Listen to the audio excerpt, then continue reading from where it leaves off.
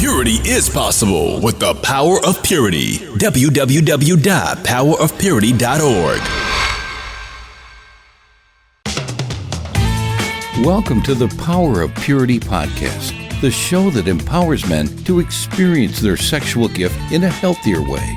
Now here's your host, Tony Ingrassia.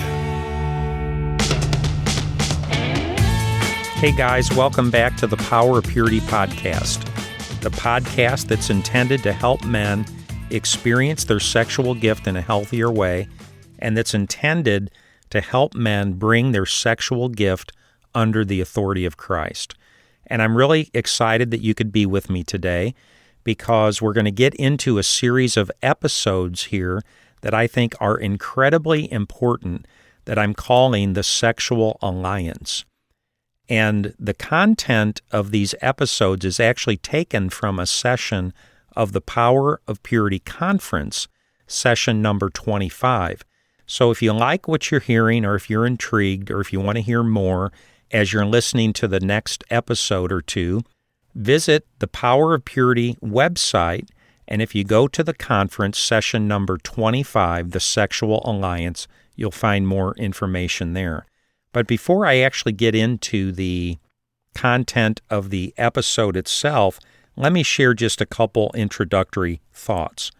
One thing I want to say is that it should be noted that most of the sessions of the Power of Purity Conference are directed primarily toward men, although many women do listen to the sessions and listen to the podcast, and I'm sure that much of the material that we talk about would apply to both men and women.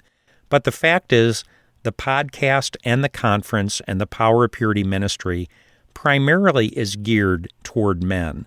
But I do feel like this session, the Sexual Alliance, is kind of an exception to that rule, because the content of this session is going to speak to the issue of God's intention for a man and a woman in the context of marriage, that a man and a woman, a husband and a wife, have what I'm calling a sexual alliance, that it's incredibly important that a couple establish this sexual alliance with one another, and the sexual alliance, it becomes a stepping stone that's very significant toward the possibility of people managing their sexual gift in a healthier way, and a way that's honoring to one another, and a way that's honoring to God.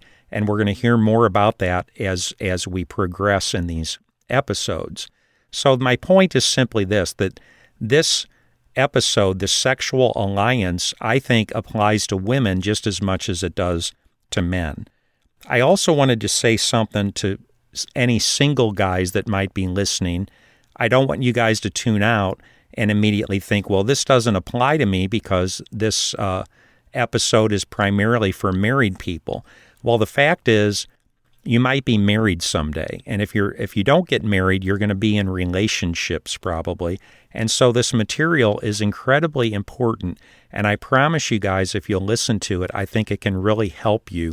And in fact, I think in a way it might even give you an unfair advantage toward the possibility of if and when you do get married, because if you understand the principles that we're talking about here, I think it's going to prepare you for marriage and prepare you for the opportunity to have a much healthier marriage that's starting off on the right foot and the right foundation that many of us did not have and did not understand because we didn't understand these principles.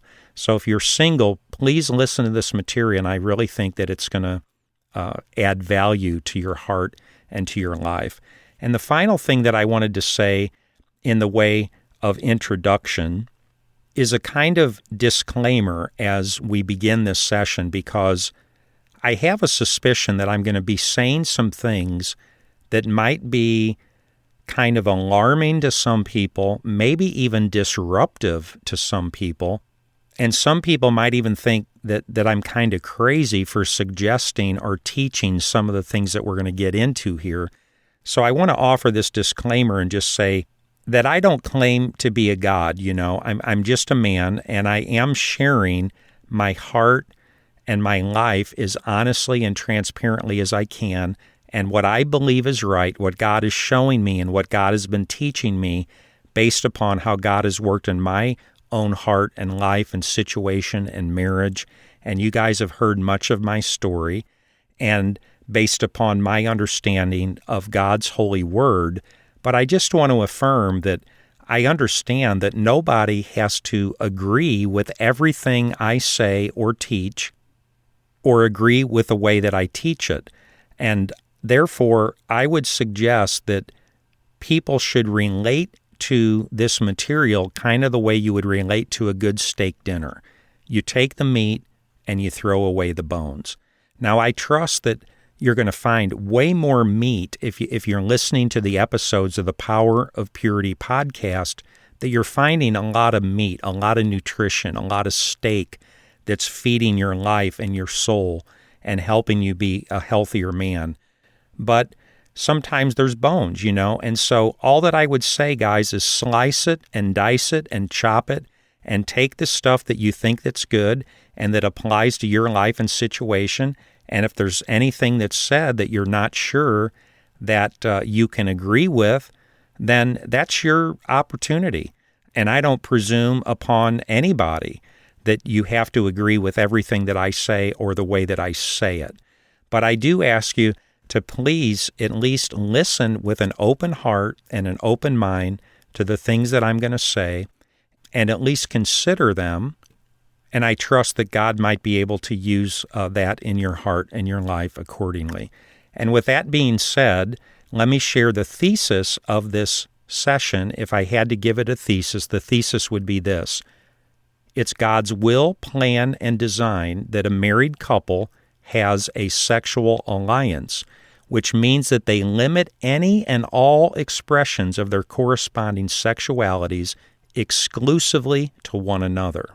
And I actually have 19 different principles of the sexual alliance, and so we're going to work our way through these in what I'm sure will be the next couple episodes. And so we're going to begin with the first principle of the sexual alliance, which is actually the definition of the sexual alliance, which is this: the sexual alliance is a covenant between a husband and a wife where they both recognize and embrace God's design for human sexuality, which means their mutual sexual gifts belong exclusively to one another, that they express their sexual gifts exclusively with one another, and that they will be sexually available to one another on a frequent and recurring basis. And I feel like this definition is so important as we begin this episode. I'm going to go ahead and read it one more time. This is the definition of the sexual alliance. The sexual alliance is a covenant between a husband and a wife where they both recognize and embrace God's design for human sexuality, which means their mutual sexual gifts belong exclusively to one another, that they express their sexual gifts exclusively with one another, and that they will be sexually available to one another on a frequent and recurring basis. And by the way, the word alliance is defined as a union or association that's formed between parties, such as individuals, families, states, countries, or organizations, for the purpose of mutual benefit. But in kindergarten language, what the sexual alliance actually means is that as a married man, my wife should be the sole object of the expression of my sexual gift, which means that my thoughts, my body, my eyes, my penis, my orgasm, my sexual desires, my sexual interest and attention, everything about me sexually belongs exclusively to my wife. And it means that you, as a married woman, allow your husband to be the sole object of the expression of your sexual gift. It means that your thoughts, your body, your eyes, your vagina, your breast, your orgasm, your sexual desire, your sexual interest and attention belong exclusively to your husband. This is the sexual alliance. And that brings me to principle number 2, which is the biblical basis for the sexual alliance. And what I'm going to do is share 3 proof texts with you guys. And I trust that I don't have to spend too much time establishing what I'm calling the biblical basis for the sexual alliance. I trust that most people would pretty readily agree, yeah, I think that's what God says, and that's what the Bible teaches. It's God's intention that a husband and a wife, a man and a woman, enter into a sexual alliance within the context of marriage where they are committed exclusively to one another to express their sexual gifts only with one another. And that's what the sexual alliance is. But nevertheless, here are 3 passages from the Bible that do in fact affirm that the sexual alliance is God's will, plan, and design for married couples. Our first passage is 1 Corinthians chapter 7, verse 2 through 5, probably a pretty familiar passage. But since sexual immorality is occurring, each man should have sexual relations with his own wife, and each woman with her own husband. The husband should fulfill his marital duty to his wife, and likewise the wife to her husband. The wife does not have authority over her own body, but yields it to her husband. In the same way, the husband does not have authority over his own body, but yields it to his wife. Do not deprive each other except perhaps by mutual consent and for a time, so that you may devote yourselves to prayer. Then come together again so that Satan will not tempt you because of your lack of self-control. There's really some important principles about marriage and about sex in these verses, you guys. In this passage, the Apostle Paul is essentially saying that husbands and wives should be sexually available to one another in order to avoid undue temptation and or sexual immorality. In other words, Paul's suggested solution to help a married couple resist temptation and sexual immorality is that they should essentially be available to one another and they should have sex with one another on a regular basis. In other words, the solution to sexual temptation is not to commit sexual immorality, but to have sex with your own husband and or your own wife. Essentially, Paul is affirming God's design that married couples should not have sex apart from each other, that they should not express their sexual gifts apart from one another, and that they should have a kind of sexual exclusivity with one another. In other words, my sexual self belongs to you, my body belongs to you as my wife, and your body belongs to me, and your sexual self belongs to me. Or said another way, the sexual alliance. And although this particular passage is written specifically to men and women in the context of marriage, married couples, look at what Paul goes on to say to single people in the very same passage just a couple verses later, 1 Corinthians chapter 7, verse 8 and 9. He says, "Now to the unmarried and the widows I say this, it is good for them to stay unmarried, as I do. But if they cannot control themselves, they should get married, for it's better to marry than it is to burn with passion." And notice, therefore, what Paul's suggested advice is to single people. He suggests, first of all, that if possible, you should not get married, but that if you cannot handle being single because you feel undue temptation, sexual temptation, he quickly adds that if you're not able to control yourself sexually, then you should go ahead and get married because it's better to marry than it is to burn with passion. So Paul's recommended solution for single people to manage sexual desire and sexual temptation is marriage. In other words, sex belongs in the context of marriage between a husband and a wife, or said another way, the sexual alliance. And my third proof text for the sexual alliance is taken from Hebrews chapter 13, verse 4. Marriage should be honored by all, and the marriage bed kept pure, for God will judge the adulterer and all the sexually immoral. In this passage, Paul affirms at least 4 very important principles. Number 1, marriage should be honored by everyone. Number 2, the marriage bed should be kept pure. And by the way, when Paul speaks of the marriage bed, he's not talking about a piece of furniture, the bed in your bedroom, the marriage bed. What he's talking about is the sexual union that occurs between a husband and his wife, the marriage bed.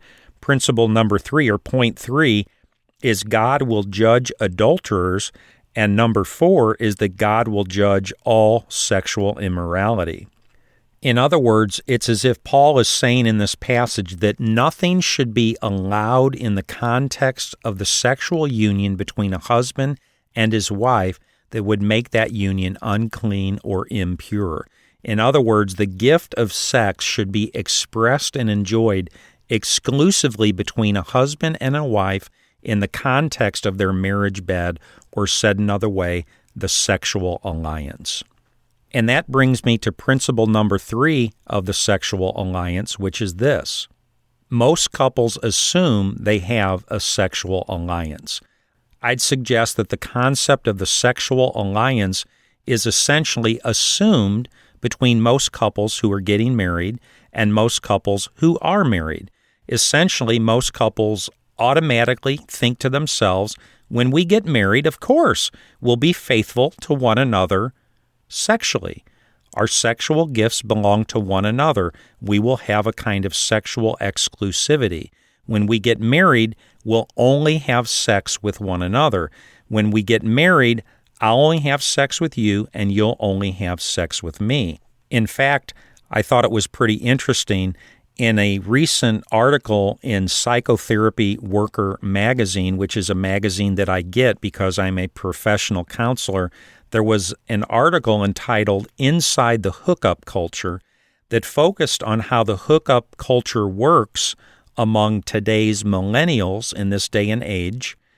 And millennials, by the way, are defined as those in the age category of age 18 to age 33. And a hookup is defined in this article as a brief sexual encounter lasting anywhere from a few minutes to a few hours, often between complete strangers, that includes some form of sexual contact, often including oral, vaginal, or anal sex, and is intended to be purely physical in nature without any form or expectation of emotional attachment. But the point of the article goes on to state that in a study among millennials, the Pew Research Center established 2 very interesting facts about millennials. Number 1, the majority of millennials desire and expect to get married at some point in their life. And number 2, that millennials place a high priority on sexual faithfulness in marriage.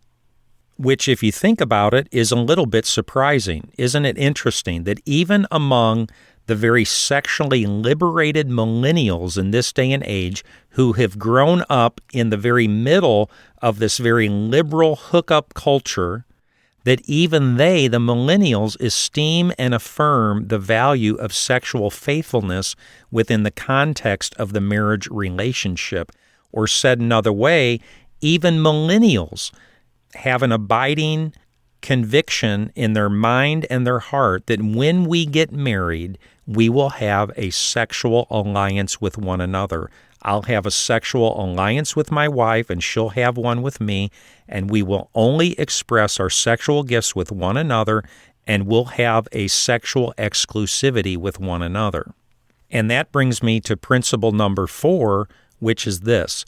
The sexual alliance that many couples assume they have is often way too vague. And what I'm trying to say here, guys, if you remember, point number 3 was that most couples assume that they have a sexual alliance. But as we're going to see, I believe that although many couples believe they have a sexual alliance, when we really open this thing up and take a look at it and we're honest with ourselves, the fact is, I would advocate that more married people do not have a sexual alliance than people that do have a sexual alliance. Even though everybody thinks and everybody says, oh yeah, the sexual alliance is correct, will only have sex with each other, will only have orgasms with each other. But in reality, as point 4 states here, the sexual alliance that many couples assume they have is often way too vague. And I'd suggest here that the sexual alliance that many couples think exists between them in reality is very vague and in much need of greater clarification.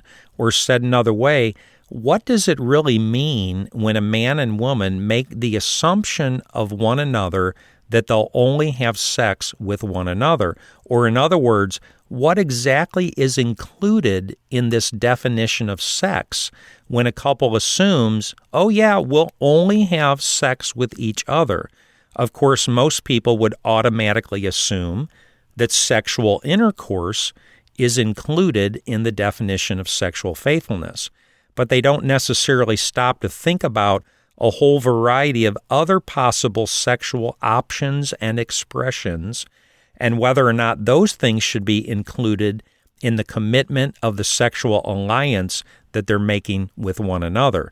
For example, and although I'm sure that we could make a list of many more activities than what I'm mentioning here, I've chosen just 12 for our purpose here. Number 1, in other words, are these things included in our sexual alliance? Is it assumed between a married couple that none of these things are allowed? We can't do any expression of sexuality apart from one another. Number 1, sexual intercourse. Most people would agree, right? We can only do that with each other. Number 2, affairs. Most people would agree. We can't have any affairs with any other people. We're committed only to one another. Number 3, oral sex. I would advocate that most people would assume this, that their sexual alliance or their sexual commitment to one another or their sexual exclusivity with one another would include oral sex. We can't have oral sex with anybody else other than each other, my husband or my wife, because to do so would constitute a violation of our sexual alliance and sexual commitment with one another. Number 4, fondling or hand sex. I would assume most couples would include that in the definition of the sexual alliance. Number 5, strip clubs. So in other words, are strip clubs included in the definition of the sexual alliance? When a man makes a pledge of sexual exclusivity to his wife, I will only express my sexual gift with you. I will only have sex with you. I will only have orgasms with you. My body, my eyes, my penis, my hands belong exclusively to you. I will not take out my sexual gift anyplace else other than with you. So are strip clubs included in that? In other words, if a man went to a strip club, would that be a violation of the sexual alliance with his wife? Number 6, phone sex. Is that included? Number 7, cyber sex or chat rooms on the internet. Number 8, how about this? Sexual massage. Massage that ends with a happy ending. Is that included? Number 9, how about this? Making out. If you just kiss another person or make out with another person, is that a violation of your sexual alliance with your husband or your wife? Number 10, how about this one? And now we're getting down to what might be very vague or very unclear territory, you guys. Number 10, pornography. Is pornography a violation of the sexual alliance that we are intended to have with our wife? In other words, when I've pledged to my wife, I will only express my sexual gift with you, my wife. My sexual gift belongs to you. Therefore, if I go over here and I'm watching porn and my wife doesn't know it, is that a violation of the sexual alliance that we assume that we have with one another and that God intends for us to have with one another? Number 11 is masturbation. If I was to go off over here and masturbate, let's say my wife is gone one day she's gone on a trip, and I masturbate apart from my wife, and she does not know that I did that, is that a violation of the sexual alliance?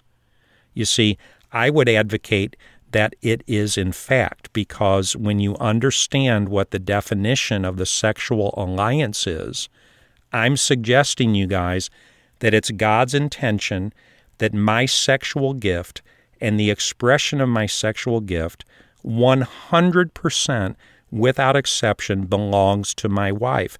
That means that I'm not going to take out my sexual gift. I'm not going to play with it. I'm not going to toy with it. I'm not going to experiment with it apart from my wife. So if I masturbate apart from my wife, certainly I'm expressing my sexual self apart from her, and in my estimation, that would be a violation of the sexual alliance. And number 12, finally, is orgasm. Or said another way, if I have an orgasm any place, anytime, under any circumstances, apart from my spouse, is that a violation of my sexual alliance? So you guys, you see, I'm concerned that for many couples, the assumption that they make when they assume that they'll only have sex with each other is often way misguided and way too vague, because they never stop to really think what it really means and what's really included and what's not included when they say or they suggest to one another that they're only going to have sex with each other. And again, for our purpose here, I'd advocate that this clarity is absolutely necessary, because when we're talking about a true sexual alliance, we're saying that we're making a commitment to one another to limit the expression of our sexual selves 100%, exclusively, solely, only, in any and every way to one another. This means that we will seek to never engage our sexual gifts apart from one another in any way. So if you happen to be listening to this podcast episode and you are married, I might ask a couple questions, something like this. Is there any chance that one of you or both of you, within the context of your marriage, are expressing your sexual gift in some way apart from your spouse? Which means, if you are, that you do not have a true sexual alliance in your marriage. Or here's another question. Do you believe that you and your spouse have a true sexual alliance? Or is there a chance that your spouse is expressing their sexual gift in some way apart from you, and you don't even know it? And that brings me to principle number 5 of the sexual alliance, which is this. The sexual alliance often fails when the reality of life sets in. How is it that so many couples sincerely begin their marriage with the assumption that they're only going to have sex with each other, this assumption of sexual exclusivity, and yet in so many situations, I would even advocate that in most situations, married people end up acting out sexually in many different ways independently of their partner, including the use of pornography and masturbation. And in fact, I'd suggest that in most situations, the sexual alliance is broken in most marriages within days, if not hours, of the wedding itself. And in short, I think what happens is what I would simply call the reality of life. And when people begin to experience the reality of life and the reality of relationship with the corresponding difficulties and challenges, it has a way of testing and exposing many of the sincere but naive assumptions that people have made of one another in the context of their marriage as the false and unrealistic assumptions that should have never been made. And let me share just a couple examples of what I'm talking about here. Example number 1. For virtually every married couple, there's one higher sex person and one lower sex person, right? Typically, one person wants sex more than the other person. Maybe one person wants sex several times a week or every single day, and the other person would be happy with sex once a month. And although it's typically the man who's the higher sexed individual in most marriages, it can go either way, and it's sometimes the woman who would prefer more sex than the man. So as this plays out in their relationship, the person who wants more sex often pretty quickly becomes frustrated and or disappointed that they're not getting as much sex as they'd like to get from their partner. So as a result of this growing frustration and disappointment, they soon, pretty quickly, rationalize to themselves, well, I'm not getting as much sex as I want from my spouse, so I guess I'm just going to have to go ahead and take care of it myself. And so they begin to secretly masturbate to make up the difference. And they rationalize to themselves, well, my partner's not giving me the sex, so I'm going to go ahead and take care of it myself. And this is what I call double dipping or helping yourself to bonus orgasms, what I call bonus orgasms. In other words, I'm going to get as much sex and as many orgasms as I can get from my partner, but since that isn't enough for me, I'll go ahead and double dip and I'm going to sneak over here and I'm going to get my bonus orgasms.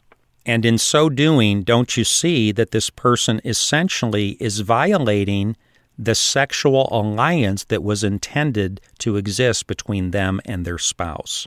Example number 2 has to do with the concept of what I might call sexual rhythm. And this concerns the frequency that a person prefers to have sex or that they're accustomed to having an orgasm. And in many situations, couples literally have no idea of the true sexual rhythm of their partner. For example, a young husband has literally been giving himself an orgasm through masturbation virtually every single day, or at least every couple days, since he's 12 years old when he found his uncle's pornography. His young bride really has no idea how regular or powerful this habit really is in her husband's heart and life. And when they therefore get married, and she's even available to him for sex on a very regular basis, it simply isn't enough sex for him, and it doesn't fulfill the sexual rhythm that he's accustomed to in his life. So as a result, he's unable to resist the temptation, and he begins to steal bonus orgasms through masturbation. In fact, even on the days when they do have sex, he still frequently masturbates in addition to the orgasm he's already had with his wife on that particular day. The thought of what he'd do with his habit of masturbation and the habit of his sexual rhythm and what it might look like in the context of his marriage when he got married simply never occurred to him before he got married. And so do you see what happens? This guy's, it's kind of a naivete, right? A guy has a sexual rhythm that's pretty high. And if you ask him in premarital counseling, do you guys intend to have a sexual alliance? Does your sexual gift only belong to each other? Will you guys have sexual exclusivity? He'd say, oh, yeah, sure. I only intend to have sex with my wife. And yet within days of his marriage, he's confronted with the reality that he's not getting as much sex as he would like, and therefore he's tempted to act out, and therefore he begins to act out to steal his bonus orgasms.